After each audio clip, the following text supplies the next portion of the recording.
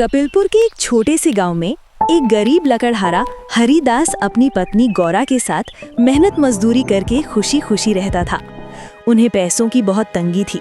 बेचारा अपनी पत्नी को एक वक्त भी ठीक से नहीं खिला पाता था। फिर भी वे दोनों खुशहाल जीवन जी रहे थे। गौरा, जरा देखो आज का दिन कितना सुहाना है। ऐसा लग रहा है मानो पूरी प्रकृति खुशियों से महक उठी हो। ऐसा कुछ नहीं है हरिदास, मुझे पता है आप ये सब सिर्फ मुझे खुश करने के लिए कह रहे हैं। तो और भला मैं क्या कर सकता हूँ? तुम मेरी पत्नी हो, फिर भी मैं तुम्हारा अच्छे से ख्याल नहीं रख पाता। जिंदगी की सारी सुविधाएं तुम्हें नहीं दे सकता, इसीलिए छोटी छोटी खुशियाँ देता हूँ। आप इतने निराश क्यों हो रहे हो? अभी हमारी हालत ठीक नहीं है, लेकिन मुझे पूरा यकीन है कि एक दिन सब बदल जाएगा। भगवान सब अच्छा कर देगा।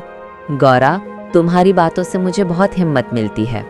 चलो, अब मैं लकड़ियाँ काटने जा रहा हूँ। लौटते समय बाजार में बेच दूंगा।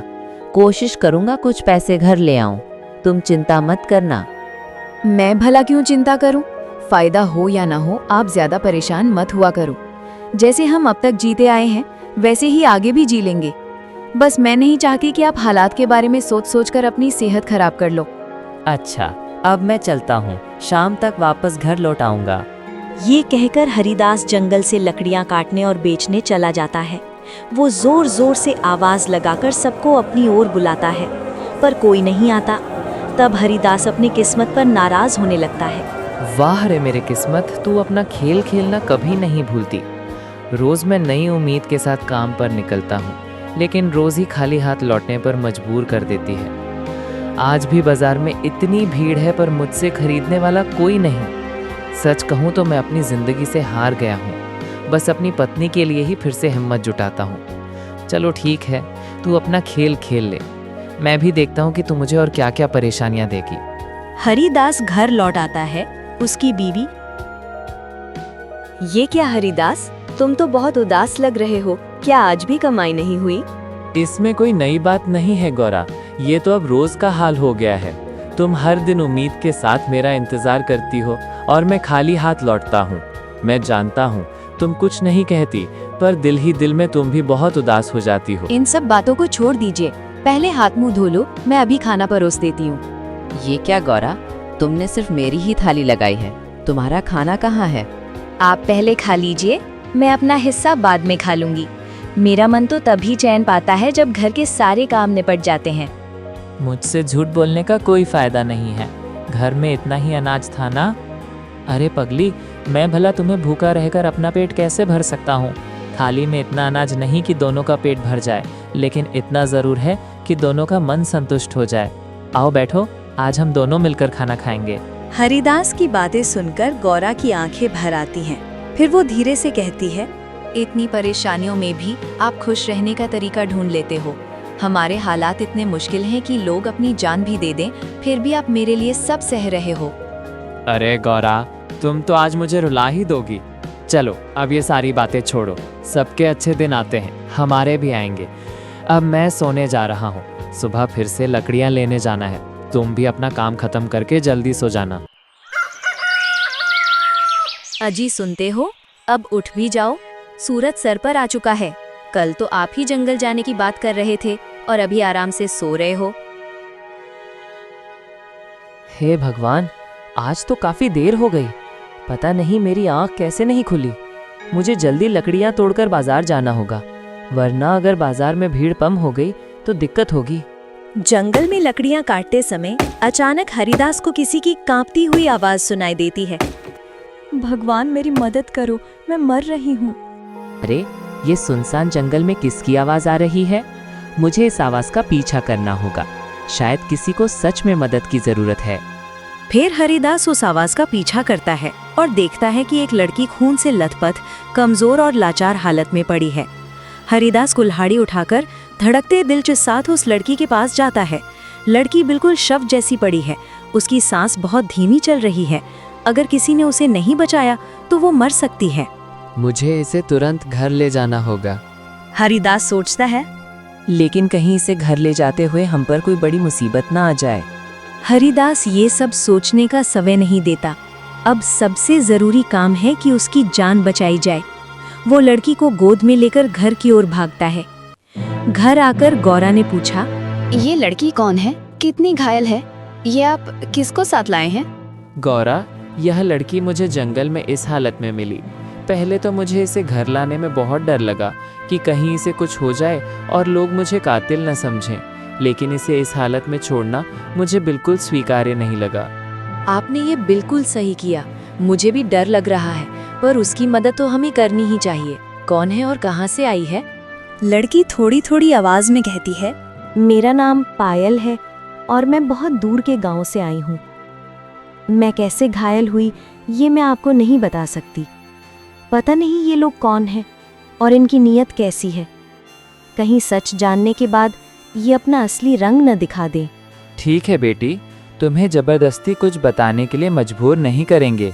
बस हम इतना चाहते हैं कि तुम जल्दी से पूरी तरह ठीक हो जाओ, फिर हम तुम्हें तुम्हारे गांव छोड़ आएंगे। हरिदास और गौरा दिन रात उस अनजान पायल की सेवा करते हैं ताकि वो जल्दी स्वस्थ हो सके। कुछ दिनों बाद पायल होश में आती है और चौंक कर पूछती है, ये मैं कहाँ हूँ? ये कौन सी जगह है? मैं यहाँ कैसे आई? बेटी, तुम कौन हो और तुम्हें क्या हुआ था? पहले ये बताइए कि आप दोनों कौन हैं? कहीं आप लोगों ने मुझे अगवा तो नहीं किया? नहीं नहीं बेटी, हमने तो तुम्हारी जान बचाई है। हम भला तुम्हें अगवा क्यों करेंगे? तुम अपनी पहचान बताओ, मैं तुम्हें तुम्हारे गांव छोड़ाऊंगा। नहीं, मैं अपनी असली पहचान नहीं बता सकती। मैं नहीं जानती कि कौन है ये लोग और इनकी नीयत कैसी है।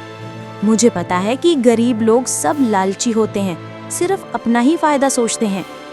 पायल की हरकतों और शब्दों से ये दिखता है कि उसकी मनोदशा जरा अलग है। वो संदिग्ध, डरती और गोपनीयता में डूबी है। पर हरिदास और गौरा उससे कहते हैं, बेटी, हम गरीब जरूर हैं, पर इतने कमजोर नहीं कि किसी की जान जाने दे दें। तू आराम कर, तब तक हम तेरा ध्यान रखेंगे। पर घर पर उसकी जिद और नखरे बढ़ते ही गए। पायल रोज किसी न किसी बात पर अजीबपन दिखाने लगी। शाही भोजन की मांग, आराम के आदेश और कभी-कभी ऐसे व्यवहार कि हरिदास और गौरा भी नाक भौं से कोड़ दें। मुझे शाही भोजन चाहिए, खाने का बड़ा मन है, अब मुझे नींद चाहिए। गौरा और हरिदास के लिए मुश्किल बढ़ जाती है। वे जो खुद दाल चावल में गुजारा करते हैं, अब रोज शाही प्रकार का खाना कहाँ से लाएं? फिर भी मानवता का फर्ज निभाते हुए वे अपनी जरूरतों को पीछे रखते हैं और पायल की हर मांग पूरी करने लगते हैं। हम चाहे खुद भूखे रह जाए या फटे पुराने कपड़े पहन ले, पर हमें पायल का हर हाल में अच्छे से ध्यान रखना चाहिए। लेकिन पायल के नखरे और शाही रवैये से उसका घमंड बढ़ता जाता है। उसे लगता है वो किसी रुतबे वाली है। उसके व्यवहार में ऐसा अजीब आत्मविश्वास था जैसे कोई उच्च कुल की हो। मैं अपनी असली पहचान नहीं बता सकती, वो बार बार कहती रही, पर कुछ लोगों की निगाहों में ये बात कुछ और संकेत देती रही। इधर दूसरी ओर सूर्यवल्लभ राज्य में बड़ी उथल-पुथल मची हुई थी, क्योंकि वहाँ की राजकुमारी लापता थी। राजा वीरेंद्र बेचैन थे। मेरी राजकुमारी का कुछ पता चला? वे बार बार पूछते। सेनापति भैरव उन्हें आश्वस्त करता, महाराज चिंता न कीजिए, मैं रोज रोज उसकी तलाशी लेता हूँ, मैं उसे ढूंढ निकालूंगा। पर राजा की बेचैनी कम न हुई। राज्य में लोग भी चिंतित थे। किसानों और कारीगरों में अफरा तफरी छा गई थी। राजकुमारी के बिना राज्य में अशांति है भैरव, हमें उस पर जरूरी कदम उठाने होंगे। इसी बीच पायल, जो अपने आप में उग्र और नखरे वाली दिखती थी, हरिदास और गौरा के साथ रहते हुए भी निरंतर उनकी सहनशीलता पर आंच लेती रही। अब मैं क्या करूं? हर चाल आजमा कर देख ली, पर ये लोग मुझे छोड़ने का नाम ही नहीं लेते। अपनी सच्चाई भी नहीं बता सकती। कौन जाने ये सब उसी राजद्रोही के साथ ही हूँ जिसकी वजह से मैं यहाँ फंसी हूँ। पायल अकेले अकेला सोचकर चीखती थी, पर वास्तव में वो अपने आप में कुछ और ही थी। एक दिन भैरव के गुप्तचरों को खबर मिली कि कहीं राजकुमारी किसी गांव में छिपी हुई है और वहां के लोग उसे रोक रहे हैं। भैरव ने तुरंत सैनिक भेजकर हरिदास और गौरा के घर की जांच करवाई। सैनिक वहां पहुंचे और पायल को अपनी राजकुमारी मानकर थाने लाकर रख दिया गया। जब ये बात राजा वीरेंद्र तक पहुंची तो वे सदमे में आ गए। पायल, क्या यह वही हमारी पुत्री नहीं जो लापता थी? राजा ने पूछा, पर पायल चुप रही और कुछ पल के लिए सब कुछ उलझ गया। रात सभा में हरिदास और गौरा को बुलाया गया। वे दोनों बेखौफ होकर बार बार अपनी सत्यता रखने की कोशिश करते हैं। हम निर्दोष हैं महाराज, हमने उस राजकुमारी की जान बचाई है। हरिदास विनती करता है, पर राजकुमारी, जिसे सभी ने देखा नहीं था, उसने सब कुछ सुना और फिर चुप्पी साध ली। राजा वीरेंद्र ने कहा, मेरी पुत्री की हर खबर मेरे दिल को छेद देती है। जो भी दोषी है उसे दंड दिया जाएगा। इन्हें जेल में डाल दो, ये लोग संदिग्ध हैं। समय बीतता गया। मोर्चे पर दलीलों के बीच हरिदास और गौरा अंधेरी काल कोठरी में बंद कर दिए गए।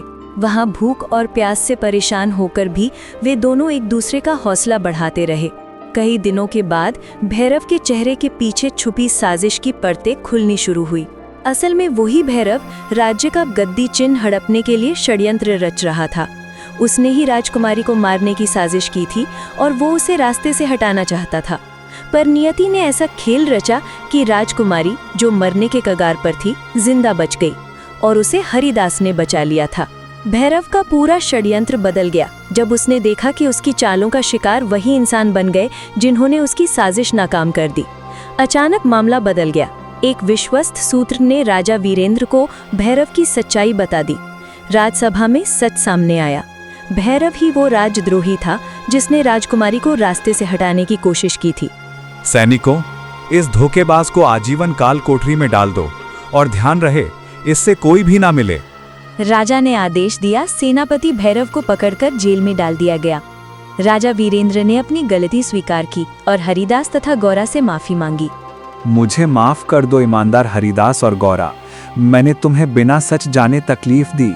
जो प्रायश्चित है वो ये कि हरिदास और गौरा को महल में स्थायी रूप से रखा जाए और वहाँ वे मेरी सेवा करें।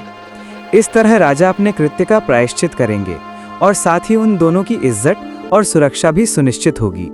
हरिदास और गौरा अब महल में काम करने लगे। उन्हें सम्मान और स्थिरता मिली। वे दोनों खुशी से अपने नए जीवन को स्वीकार कर गए। राजकुमारी, जिसका असली नाम तारिका था और जो पहले पायल का नाम बताकर छिपी हुई थी, उसने भी अपनी भूल स्वीकार की और राजा रानी से अपनी गलती के लिए माफी मांगी।